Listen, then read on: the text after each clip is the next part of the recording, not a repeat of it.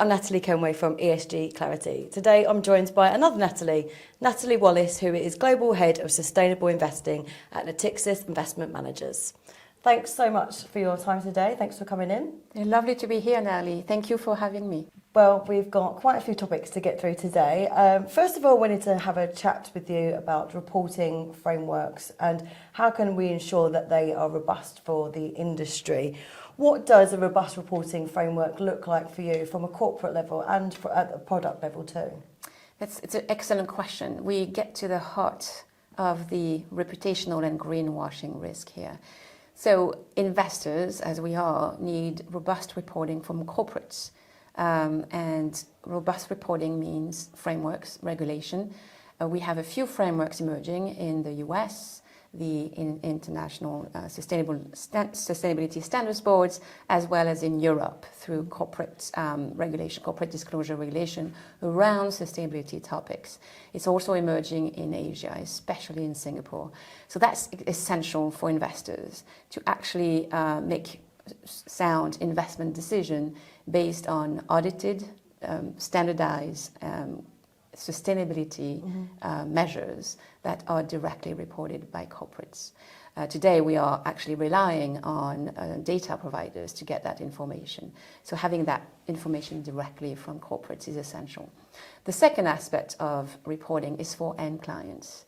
When an asset manager propose a product that can be either to improve the ESG profile of a fund and manage ESG risks, or to deliver sustainability outcomes, or to deliver impact, these have to be demonstrated and evidenced through rigorous reporting that supports the claims that the investment manager or portfolio manager is doing through the product. So that's essential. We are seeing really good, rigorous frameworks, regulatory driven frameworks, both in Europe, in the UK, and really globally, including in the US.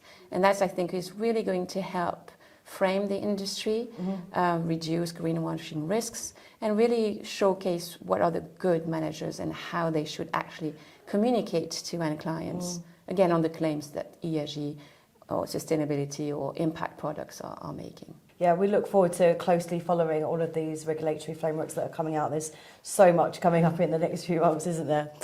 I wanted to ask you about the energy transition. Obviously, we're in the middle of an energy crisis at the moment, and the transition to renewables is essential for us to move on the path to net zero.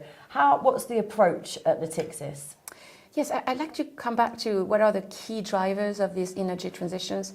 In the past, and I'm talking pre the Ukraine war, we had already three key drivers. There were consumer demand, there were technological transition and lower cost energy sources, as well as regulatory and government-driven incentives. The fourth driver that has happened since the war in Ukraine is energy independence that governments are looking to achieve. It is different by country. We're seeing it in the UK versus potentially France or Germany in Europe especially, and the short-term impact of that might be more GHG emission intensive, given the right access in the short term to high emitting sources of energy. That said, what we're seeing is energy independence is really driving the accelerated financing of renewable energy, not only to achieve the Paris Agreement objective of a low carbon economy, it's also to provide cheap access to resources that is available at any time and not dependent upon other sovereign nations. What we do at Natixis Investment Managers is really help our clients along that transition. We are active managers, and so we tend to really understand the investment trends for the next 5 to 10 years and help our clients position for those trends, as well as help our clients position to contribute to those trends. Here we are, could offer low carbon investment products, as well as investment into solutions, meaning renewable energy, but also enablers or assets that are transitioning and just contributing to that transition, as well as, natural capital for carbon sinks and any other, more advanced private equity, public equity solutions to really have an impact and drive that transition. Lastly, I think that's a key element that investors need to take into account is the physical impact on their portfolio. How resilient are their portfolio for the physical impact of climate change? Here we're talking, obviously, heat waves, droughts. We saw this summer that the droughts in China actually had an impact on the supply chain of microchips going up, the chain to consumers. These are essential risks that an investor need to take into consideration, and that we do take into consideration in our portfolio construction. Moving from the energy transition to the just transition, how do you approach that and ensure that we are taking along developing economies with us on this transition to net zero? This is a crucial question.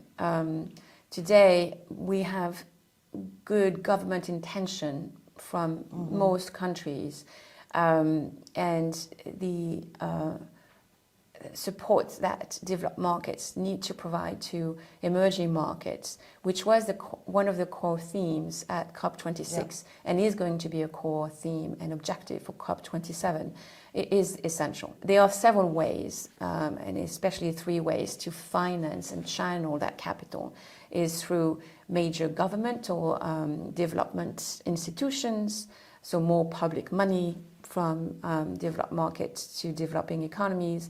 There's also the blended finance, where we as investors collaborate with these development institutions. And lastly, we actually have within Natixis Investment Managers the capabilities to build those solutions, meaning actually invest in projects in emerging markets to deploy that capital into, again, projects or companies that will help towards that just transition. We lately acquired SunFunders with our Mirova affiliates, which is deploying capabilities and actual solutions for renewable energy in Africa and in Asia. These are the solutions and the products that we are developing to help our clients on that journey. It's interesting to see that you think it's so important that the business is willing to acquire to make sure that you have the capabilities there, so it says a lot. That's exactly right. Great, well, thank you so much for sharing that all with us. Thank you, Natalie. A pleasure being here.